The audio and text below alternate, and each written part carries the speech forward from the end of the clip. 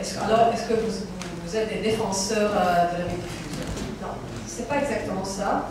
D'abord, le phénomène est beaucoup plus vaste que n'importe quel plan. Hein? C'est démontré, c'est-à-dire que la façon dans laquelle l'Europe...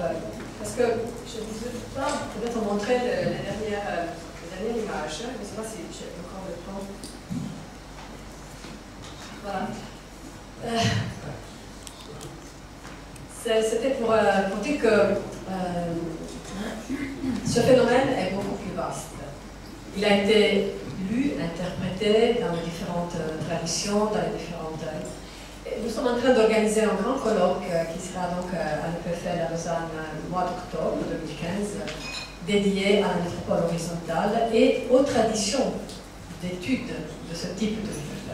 Donc il faut partir de là. Il ne faut pas se dire il faut bloquer, il faut pas bloquer. Il faut partir du fait que pendant un siècle au moins, nous avons construit collectivement une nouvelle forme de ville. On l'appelait, vous voyez, città diffusa, città territorio, Sviches, Grost, Nord-Ouest Metropolitan Area, Banlieue radieuse, urbain, beaucoup de noms.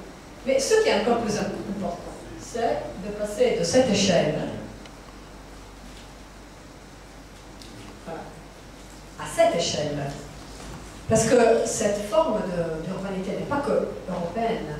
En Europe, elle a des caractères et des traditions spécifiques, politiques, culturelles, anthropologiques peut-être aussi, mais dans le reste du monde, elle a aussi des caractéristiques intéressantes, très semblables. Hein. Par exemple, la question de la mixité entre agriculture, production, habitat, réseau d'eau, irrigation.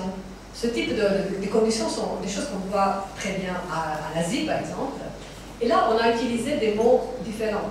Par exemple, des accords plutôt que d'autres types de définitions. Et on a toujours dit, non mais le désaccord, c'est absolument différent de la vie diffuse européenne. Mais si on va regarder d'un point de vue spatial, elles ne sont pas tellement différentes. Alors, je dis, je ne veux pas lisser les différentes cultures, etc.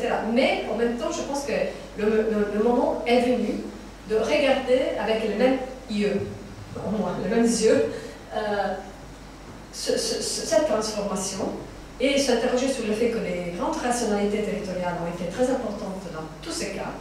Par exemple, la construction rurale et agricole a joué un rôle majeur d'infrastructuration sur laquelle la ville s'appuyait, et qu'aujourd'hui, ça touche vraiment beaucoup de situations. Donc, la réponse à votre question est, d'abord, il faut assumer la dimension du phénomène, l'échelle du phénomène. Il faut être capable de reconnaître les différences entre ces différents types de villes diffuses. Il n'y a pas qu'une ville diffuse, il n'y a pas qu'un sprawl, il n'y a pas que chaque territoire a exprimé ses caractéristiques. Et après, à mon avis, la question du recyclage, c'est-à-dire la réinterprétation, meilleure utilisation et valorisation de ce qui est déjà là, ça peut être le projet de la ville du futur. Je pense que la question ici n'est pas d'inventer des nouvelles formes de vie diffuse, ni d'ajouter, ni d'imaginer de revenir à un micropact qui est absolument non raisonnable. Ce qu'il faut faire, c'est de rentrer à l'intérieur et d'essayer d'utiliser au mieux tout ce grand capital spatial qui se trouve là. La dernière question sur la mixité, c'est encore plus difficile. Parce que là je pense que c'est... Je ne pense pas qu'il y ait des recettes sur la bonne échelle de la mixité. Je pense que c'est bien de s'en occuper toujours. Après, les conditions peuvent être plus ou moins favorables, je dirais. Mais sur la mixité, il y a beaucoup de résistance, ça il faut quand même le mettre dans le débat.